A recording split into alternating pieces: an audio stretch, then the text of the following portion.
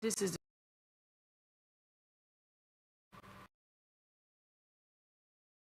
the boss.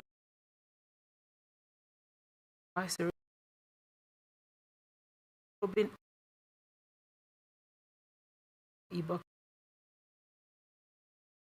speaking with the in the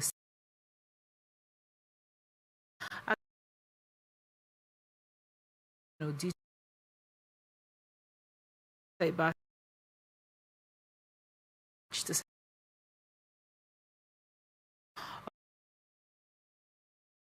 to investigation office by the moderator emergency rule were unnecessary and could be misunderstood as a witch hunt, since he was only deployed to accomplish attacks as directed by President Bola Tinubu. The former NBA boss therefore appealed to the lawmakers to preoccupy themselves with rebuilding harmony's relationships with the various arms of government to achieve democratic stability in the state.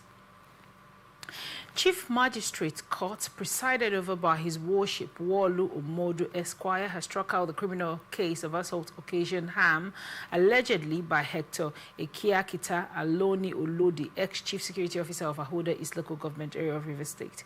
The ex-Chief of Staff against the former sole administrator of the council, Goodluck Iheanacho. In a court document dated October 6, 2025 and signed by Fiene Jumbo, Assistant Chief Registrar 1, the court document read that upon this criminal proceeding coming up before the Worship O.N. Wolu Omodu Esquire, Chief Magistrate GD1 for hearing and determination, after hearing the oral submission of N.S. Onwochie Esquire, State Legal Officer, State CID for Legal Prosecution, and Umumazinye Udogadi Esquire, counsel to the defendants F.A. Menkini Esquire, holding a watch brief of the nominal complaint. The statement also said, due to the information given by the state legal officer, the parties have settled oral oath submission from nominal complaint against Honorable Goodluck Iheanacho, and the case was struck out and the defendants discharged. Akwa Ibom State Governor Umo Eno has denied any involvement in the withdrawal of the security details of an ex-governor, Udo Emmanuel. Commissioner for Information Anyeka Umana has described the report as false and misleading, insisting that the deployment or withdrawal of police officers does not fall within the powers of any governor. Speaking with Government House correspondents in New York on Sunday, the Commissioner for Information, Umana, said ENA had no hand in the withdrawal of Emmanuel's security detail, adding that the deployment, reassignment, or withdrawal of police officers is the exclusive responsibility of the Inspector General of Police and the Commissioner of Police in each state, not the duty of any governor.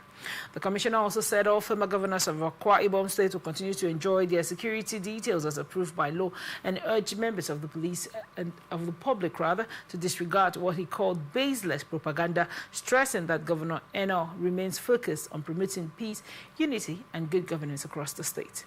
Emmanuel, who played a key role in Eno's emergence as governor under the People's Democratic Party in 2023, is regarded as his political mentor, and their relationship is believed to have strained in recent months following Eno's reported defection to the All Progressive Congress.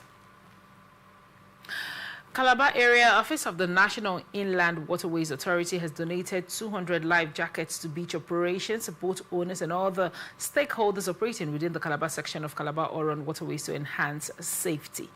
The Calabar Area Manager of NIWA, Stanley Onoha, while presenting the items on Monday in Calabar, named over 20 ambassadors to help enhance waterway safety in Cross River State, adding that the ambassadors comprise the chairman of the Maritime Workers' Union, councillors of Calabar local government area, traditional rulers, and House of Assembly members. He also said the donation of life-saving items is in line with the quarterly sensitization engagement program with maritime stakeholders at the Save Journey Beach in Calabar South, Cross River State, aimed at educating commuters on the need to use a life jacket while urging all stakeholders to carry out sensitization to the grassroots. He further said the sensitization is the third quarterly engagement within the year and is in line with the mandate of the CEO, Managing Director of the authority, as well as the Federal Ministry of Marine and Blue Economy, adding that NIWA is happy that the stakeholders are embracing the message, while the life jackets were gratefully received by beach operators and boat owners who acknowledged the critical role they would play in preventing water accidents. One of the ambassadors, Effiong Ekarika, member representing Calabar South in the State Assembly, welcomed the appointment, saying stakeholders will help take the message to the grassroots. Nigerian Union of Teachers in Cross River State has urged the state government to increase funding for the education sector from 15% to 26% of the annual budget to boost productivity. The union's chairman, Comrade Gregory Olayi, appealed for the 2025 World Teachers' Day celebration at the UJ Esunian Sports Stadium in Calabar, and also demanded the promotion of teachers to grade level 17, an appointment as permanent secretary, citing similar practices in neighboring states of Akwa Ibom, Bayelsa, and Rivers. He said meeting teachers' demand would boost productivity and equally highlighted key issues, including the release of the education budget, employment of more teachers in primary and secondary schools, and prompt payment of salaries for primary school teachers, and also urged the state government to address these concerns to revitalize the education sector. In his response, Governor Basiotu, represented at the event by the State Commissioner for Education, Stephen Ode, assured the teachers of the state government's willingness to make the teachers' profession attractive, adding that the state government has concluded arrangements for the establishment of an education trust fund to provide succor for teachers in the state. Anambra State Governor Chukwuma Soludo has now declared Tuesday, October 7, the school-free day to celebrate and honor teachers across the state. The state's Commissioner for Education, Professor Ngozi Chumaude, who disclosed this in a statement on Monday in Oka, said the 2025 World Teachers' Day fell on Sunday, and the state governor has approved Tuesday as a school-free day to celebrate and honor teachers in the state. He said accordingly, all teachers, parents, and proprietors and proprietresses are expected to assemble at the Alex Ekweme Square, Oka, to give honor to whom honor is due. Adding that teachers across Nigeria on Sunday renewed calls for improved welfare, better working conditions, and the full implementation of the 65-year retirement age policy.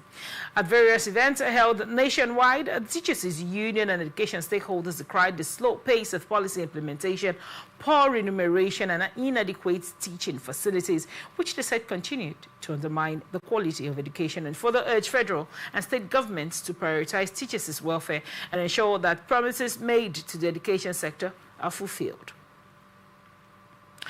Police command in Lagos State has arrested 5 suspected cultists following a violent clash between rival groups in Oninreke and Isashi, Badagry. Command spokesperson SP Abimbola Adebisi, who confirmed the arrest in a statement on Sunday in Lagos, said the suspects, aged between 28 and 43, were apprehended during a coordinated operation that prevented further violence and restored calm to the communities. Adebisi said the tactical team and detectives swiftly arrived at the scene, rescuing 3 victims who were taken to the hospital for urgent medical care, and one of the victims was confirmed dead by the doctor on duty at Badagry General Hospital. Adebisi also said police raided the area, leading to the arrest of 5 suspects allegedly involved in the act and killing, and also recovered items including 1 locally made pistol, 2 pump-action guns, 52 live cartridges, 2 expended cartridges, a Toyota Avalon, a laptop, phones, and other weapons, while the suspects are in custody to face prosecution after investigations are now concluded. The Commissioner of Police, Mr. Olundare Jimo, commended the operatives for their professionalism and swift response, and also reaffirmed the command's determination to eradicate cultism and related crimes across Lagos State, and further urged residents to remain law-abiding, security conscious, and to report suspicious activities to the nearest police station promptly. Communities surrounding Lisa Town in Ifo, local government area of Ogun State, have declared plans to mark the 20th anniversary of the Bellevue Airlines plane crash, which claimed 117 lives at Lisa Village on 22nd October 2005. The declaration came during a strategic meeting of representatives from the 32 communities that make up the Ifeso-Wakpo Consultative Forum, while chairman of the forum, Dr. Fola Abati, has outlined preparations for what he described as a truly memorable and meaningful event. Abati said the commemoration will feature interreligious prayer session, an aviation safety lecture, and outreach to families of the victims, while government officials, aviation stakeholders, and members of the international community are expected to participate, adding that to ensure wider participation, the event will be live streamed to allow those outside Lisa across Nigeria and in the diaspora to join the tribute. Abati recalled that the crash, which drew global attention to Lisa, led to the construction of the Lisa Memorial Arcade by former President Olusegun Obasanjo and Governor Gbenga Daniel, with promises of sustained development, adding that after 2 decades later, the arcade has deteriorated and the 10.5-kilometer Ijoko-Oyero Lisa access road remains in very poor condition. The forum commended the Deputy Chief Whip of the House of Representatives, Ibrahim Isiaka, for facilitating the construction of a flyover bridge at the Awela River access, significantly reducing annual flood-related deaths, and also commended His Royal Majesty Oba Oladele Odugbemi for his leadership in security, infrastructure, and government engagement, which has kept the voice of the region in the corridors of power. The 20th anniversary observance is scheduled for October 22, 2025. 2 suspected vandals have been apprehended by soldiers in Otokpo local government area of Benue State for allegedly tampering with equipment and installations at the Benue Burnt Bricks Company. According to reports, the suspects were caught on Saturday night while attempting to vandalize the facility located along the federal highway in Otokpo before they were intercepted by soldiers stationed at a nearby checkpoint. And the suspects identified as Wilson Ebanga and Oko Akoja, and both claimed to be residents of Otokpo local government area. A resident who gave his name simply as Adaji said some locals noticed suspicious activities at the site and alerted the soldiers, who quickly responded and arrested the suspects, while the chairman of Otokpo local government area, Honorable Maxwell Ugiri, said the suspects were handed over to the office of the Department of State Service, DSS, in Otokpo for further investigation. Speaking through his media aide, Joshua Otene, the chairman said the suspects were arrested at the scene and several items were recovered from them, including heavy metal cut sheets, a large mallet, spanners, 2 big gas cylinders, and a smaller gas cylinder fitted with hoses suspected to be used for metal cutting. When contacted, the Otokpo DSS second in command, Mr. Abba Bashi, confirmed the arrest, stressing that the suspects are still in custody and would soon be transferred to Makurdi. Still on Benue State, Governor Hyacinth Alia has now sponsored over 30 youth from different parts of the state on a 5-year empowerment program in Europe. The governor's special assistant on social media, Asota James, who disclosed this in a Facebook post on Monday, said the beneficiaries are from a poor background and have departed Benue for Belarus, Europe on Sunday. The statement said the state has been facing security crisis, disabling citizens who are predominantly farmers, stressing that the security issues being allegedly perpetrated by Fulani herdsmen have sacked millions of residents from their ancestral homes. Abuja-based veterinary doctor and former chairman of the Nigerian Veterinary Medical Association, FCT chapter, Dr. Ifeanyi Ogbu, has been killed by suspected kidnappers who whisked away his 3 children. Eyewitnesses said the incident happened at the deceased residence in Kubwa district along the Kubwa-Kaduna road that was invaded on Friday night by the gunmen after they abducted him alongside his 3 children and later dumped his body by the roadside. Dr. Ogbu's death was confirmed by Andrew Gabriel Ikechukwu via his Facebook page, stressing that the corpse of the deceased was found on the roadside, adding that Dr. Ogbu's family remains in distress as efforts continue to locate and rescue his 3 abducted children. This is coming after colleagues and friends have expressed shock at the killing, describing it as a devastating loss to both his family and the veterinary profession. Minister of the Federal Capital Territory, FCT, Nyesom Wike, has appealed for time to allow him to implement the provisions of the 2025 capital budget in the health sector. Wike said he would also replicate the same gesture in other sectors of the FCT.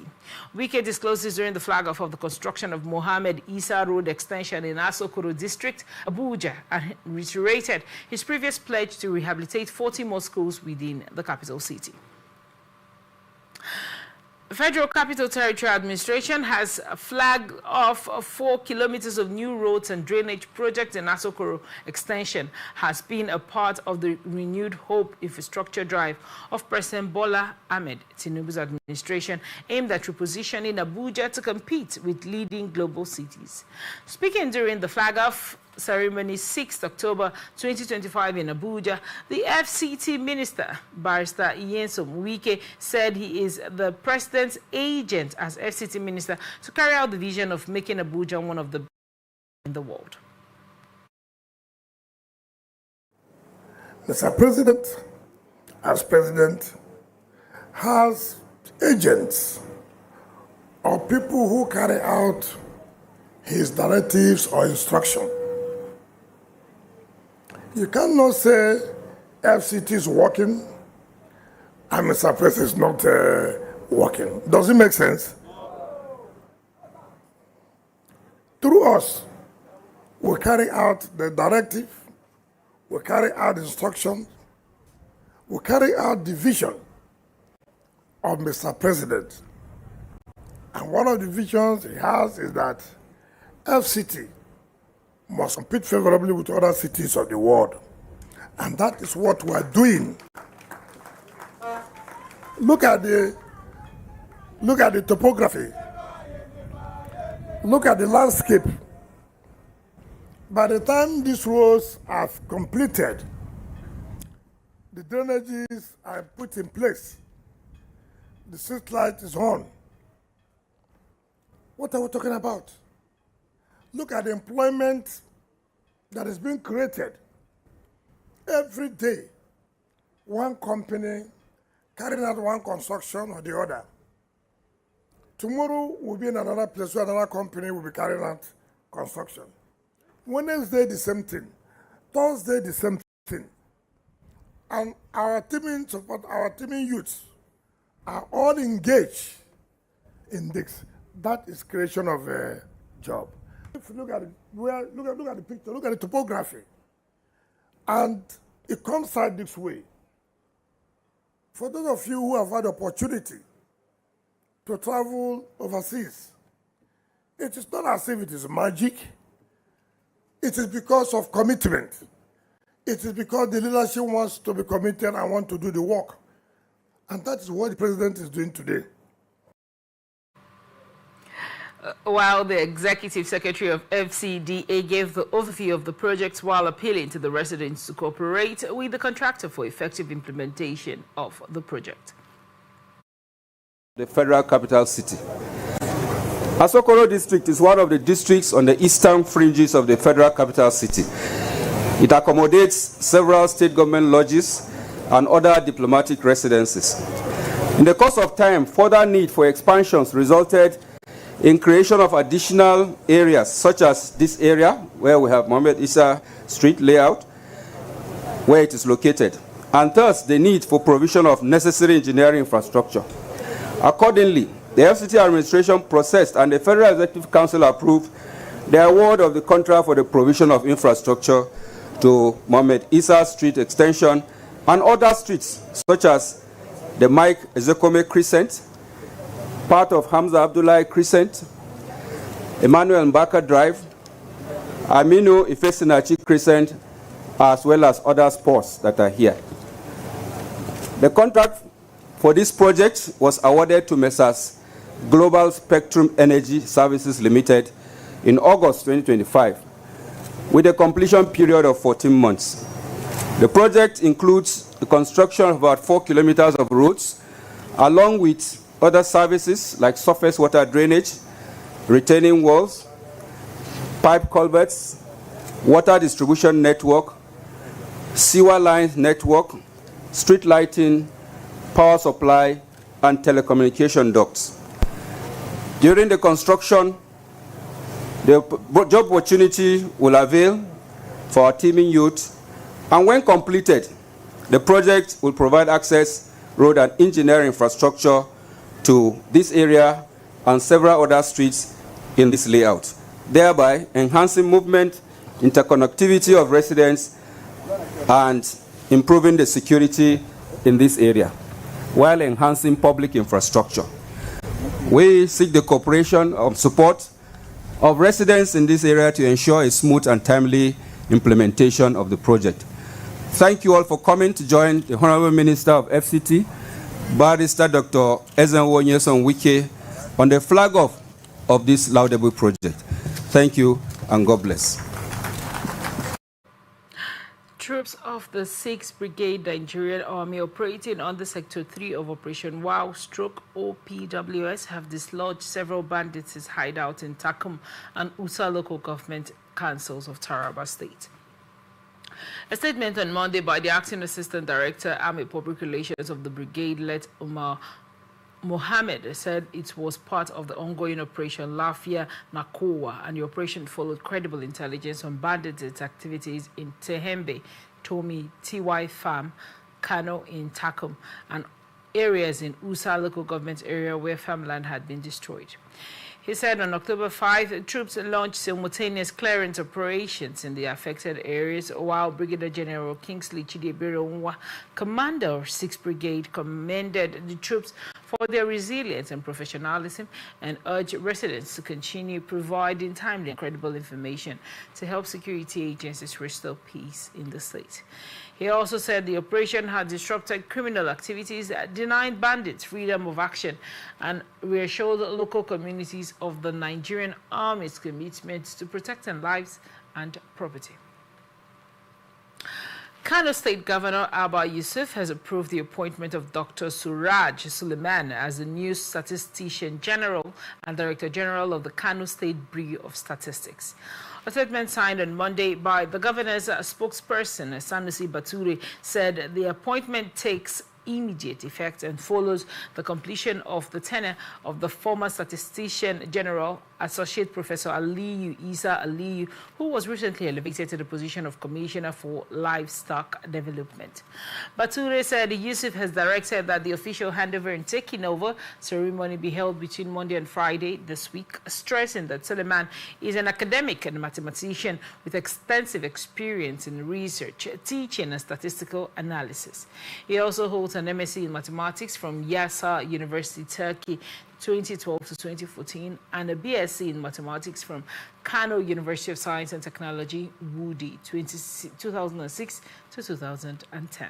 And Suleiman bags his tertiary studies at the College of Arts, Science and Remedial Studies, Kano, where he obtained a diploma in mathematics education, 2004 to 2006. Yusuf, in his message of facilitation as the DG of the Kano Bureau of Statistics, congratulated Suleiman on his well-deserved appointment, expressing confidence that his wealth of academic and professional experience will reposition the Bureau for more effective service delivery, while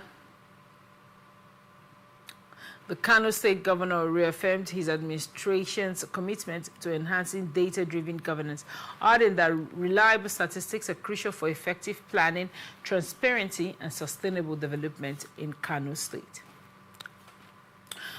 Sokoto State indigenes hoping to secure jobs through the state government recruitment exercise have been given extra time to apply. The Sokoto State Recruitment Committee declared an extension of the recruitment portal deadline from October 6 to October 12, 2025, adding that the move is aimed at giving more qualified candidates a chance to participate in the ongoing recruitment exercise. According to the committee, the extension is to ensure that no eligible applicant is left out. A statement signed by Secretary of the Recruitment Committee, Gandhi Umar Mohammed, said the extension is to enable more qualified Sokoto State indigenes to apply, stressing that the process was aimed at providing employment opportunities for qualified indigenes of the state. It also said candidates must register with valid email addresses and phone numbers, fill in their bio data, and upload required documents such as educational certificates, as well as proof of indigene, birth certificate, and national identification number. The committee urged participants to ensure stable internet connection during registration and cautioned residents not to pay anyone for the recruitment. You're still watching The Transition on Atlantic Television Network. You stay with us. We'll return shortly after this break.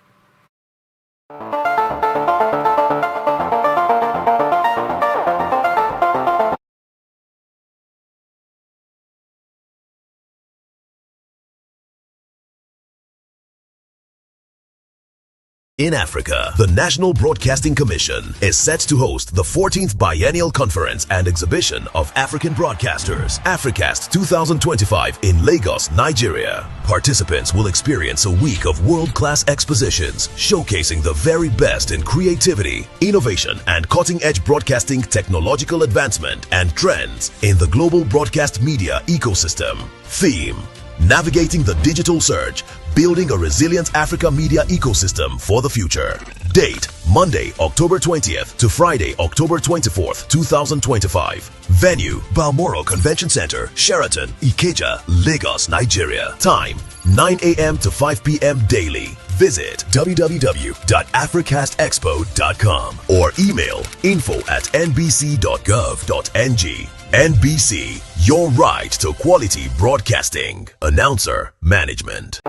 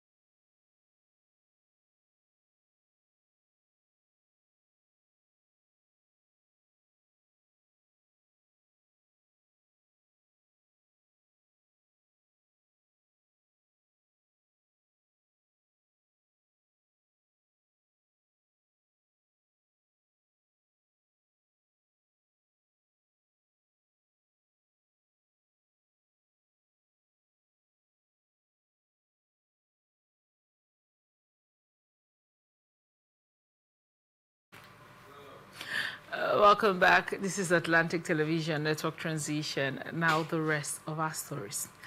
President Bola Tinubu has returned to Abuja after a 10-day walking visit to Lagos, during which he held a series of high-profile engagements with investors, commissioned projects, and attended national events.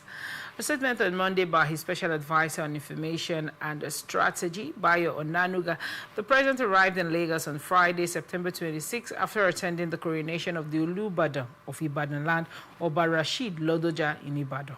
While in Lagos, the president met with key investors, including Bayo Ogunlesi, Chief Executive Officer of Global Infrastructure Partners, and Kim Bello Osage, Chairman of Metis Capital Partners and former Chairman of United Bank for Africa and Etisalat. President Tinubu also received the Secretary General of the International Maritime Organization, Mr. Arsenio Dominguez, in the company of the Minister of Maritime and Blue Economy, Adeboyega Oyetola, and other heads of agencies in the sector. And during their meeting, President Tinubu reaffirmed his administration's commitment to developing Nigeria's maritime industry as a viable alternative to fossil energy. The statement said, ahead of Nigeria's 65th independence anniversary, the president visited Imo State to inaugurate projects executed by Governor Hope Uzodinma and unveiled a book authored by the governor chronicling a decade of the All Progressive Congress in government, while Tinubu delivered his Independence Day broadcast from the State House, Dodam Barracks, and later commissioned the renovated National Theatre, now renamed the Wole Soyinka Center for Culture and Creative Arts, where he urged Nigerians to speak positively about their country. The president also visited Jos Plateau State on Saturday, October 4, to attend the funeral of Mama Lydia Yewata, mother of the APC National Chairman, Professor Natawe Yewada. And at the ceremony, Tinubu paid tribute to the late matriarch and assured Christian communities in northern Nigeria of his administration's commitment to fairness and equity among all religious groups. Vice President Kashim Shettima has urged Nigerians to respect and protect the multi-billion-dollar investment of Africa's richest man, Aliko Dangote, warning that safeguarding such ventures is crucial to securing the country's economic future. Speaking on Monday at the opening of the 2025 Nigerian Economic Summit in Abuja, Shettima described Dangote as an institution and a pillar of Nigeria's economic development, adding that the $20 billion Dangote refinery with a 650,000 barrel per day capacity was a national asset vital to Nigeria's growth and global competitiveness. The vice president made the remarks against the backdrop of last week's industrial action by oil workers under the Petroleum and Natural Gas Senior Staff Association of Nigeria over the alleged sack of about 800 unionized employees at the refinery. The strike was later suspended following the intervention of the Minister of Labor and Employment, Mohammed Danyagi, and the National Security Advisor, Nuhu Ribadu, adding that the billionaire industrialists deserved collective support for choosing to invest heavily in Nigeria rather than abroad. The vice president further appealed to both labor unions and the organized private sector to show restraint and patriotism in resolving industrial disputes, warning that reckless actions could undermine national progress. Management of the National Assembly has cautioned aggrieved parliamentary workers against their planned protests and picketing of the complex as lawmakers resume plenary on Tuesday. The warning followed threats by some members of the Parliamentary Staff Association of Nigeria to embark on industrial action over alleged unresolved welfare and constitutional issues affecting staff. In a circular by the Secretary, Human Resources and Staff Development, SN Eyo SN, on behalf of the clerk to the National Assembly, Kamoru Ogunlana, the management warned that any attempt to disrupt legislative activities would attract severe disciplinary measures. SN emphasized that membership of PANSAN or any union is entirely voluntary. Any staff member, whether an executive or regular member who is dissatisfied with the conduct of union affairs, may freely withdraw their membership in accordance with established rules. He also said within 7 months of assuming office, the current management had embarked on several administrative reforms aimed at improving efficiency and boosting staff morale, and directed the self-styled concerned PANSAN members to desist from their planned protests. saying any defiance would lead to severe disciplinary action. Speaker of House of Representatives, Honorable Tajuddin Abbas, said the move has become necessary to review the economic, regulatory, and security implications of cryptocurrency adoption and point of sales operators in Nigeria amid growing concerns of fraud, cybercrime, and consumer exploitation in digital finance space. Speaking at the ceremony on Monday in Abuja during the inauguration of ad hoc committee to carry out this exercise, Honorable Tajuddin said over the years the Nigerian economy proved to be resilient and showing impressive growth in its non-oil sectors. According to him, it is therefore safe to conclude that the cryptocurrency trade will thrive in such a robust economic environment, adding that the vulnerability inherent in cryptocurrency operations cannot be underestimated. The speaker, who was represented by the House Chief Whip, Honorable Usman Kumo, also spoke on concerns about its susceptibility to terrorism, financing, and money laundering, considering its opaque nature, dubious regulatory framework, unclear governance structure, and lack of accountability. He also assured that the 10th House remained at the vanguard of protecting the country and its citizens from any negative deployment that will impact the transformative work being done by the administration of President Bola Tinubu to reform the Nigerian economy, and further urged the committee to be patriotic in the discharge of its functions for the good of the country. Speaker, House of Reps, in his remarks, the chairman of the committee, Honorable Lufemi Bamisile, said the assignment is of national significance, aimed at striking the balance between financial innovation and national security, and acts for the review of the economic, regulatory, and security implications of cryptocurrency abduction and point-of-sales operators in Nigeria. He observed that across the world, financial systems are being reshaped by technology, which has serious risks of cybercrime, fraud, money laundering, terrorism financing, and regulatory uncertainty. Deputy Speaker of the House of Representatives, Honorable Benjamin Kalu, has stressed the urgent need for a revised constitution for Nigeria, saying that the legal documents that not only deepen democracy will actively strengthen good governance. The Deputy Speaker, who stated this during his consultative meeting of the House Committee on Constitution Review with leaders of political parties in Abuja, said Nigeria needs a constitution capable of allowing its democracy to thrive, adding that the cooperative democracy envisioned 20 years ago remains largely inspirational and not fully realized. Pardon me, please. In his remark, the Senate President Godswill Akpabio assured that the National Assembly will work with the executive and other stakeholders to give Nigerians the constitution it deserves. The chairman of Interparty Advisory Council, Yusuf Dantali, called for the scrapping of the state independent electoral commissions and invested the responsibility, of conducting all 774 local government elections on the Independent National Electoral Commission, INEC.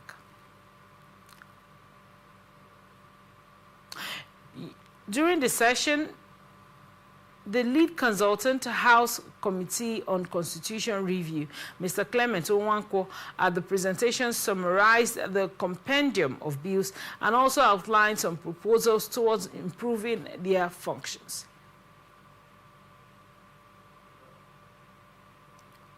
The Constitution Review Committee has assured to make available the final draft of the review constitution to the Parliament for consideration and adoption in December 2025. We're going to break. When we come back, we'll continue the rest of our reports. Please stay with us.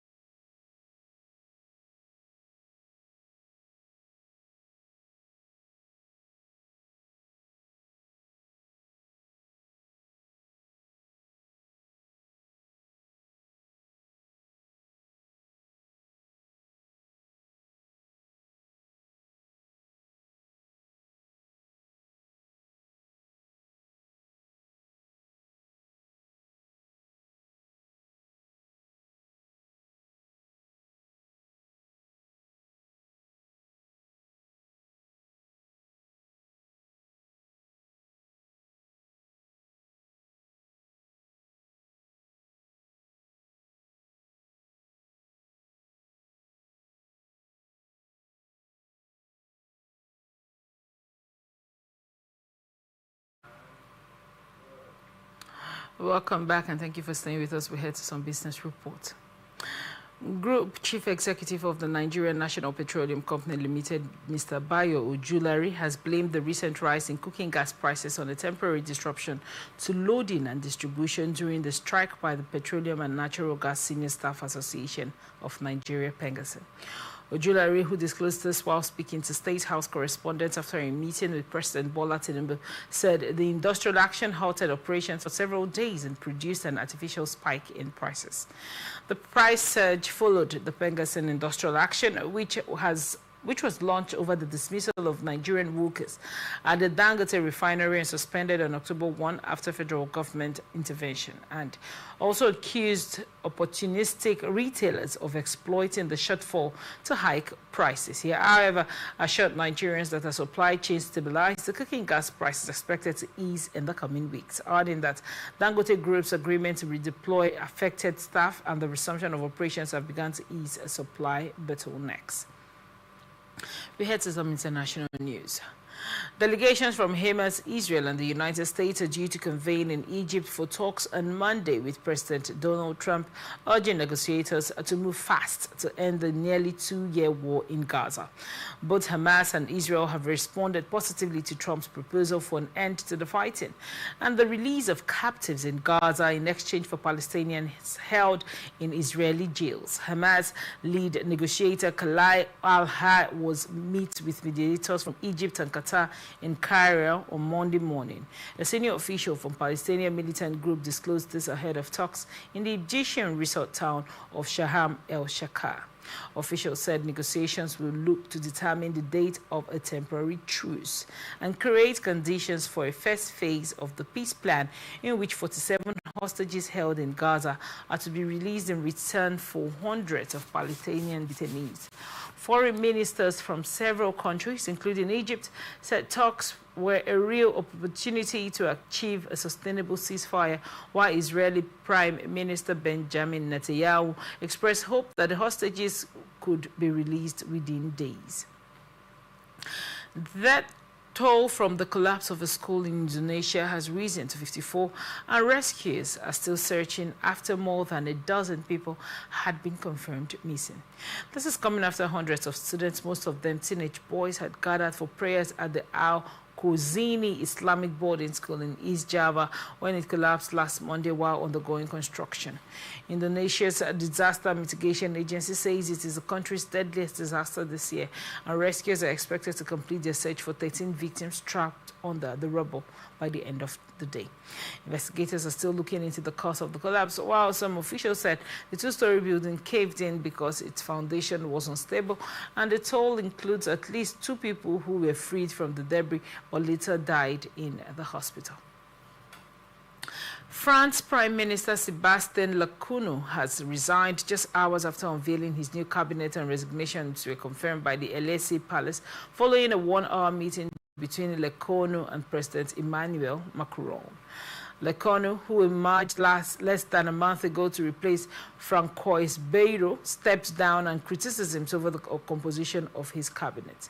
This is coming after several parties in the National Assembly opposed the cabinet, saying it was mostly the same as Bayrou's and threatened to reject it.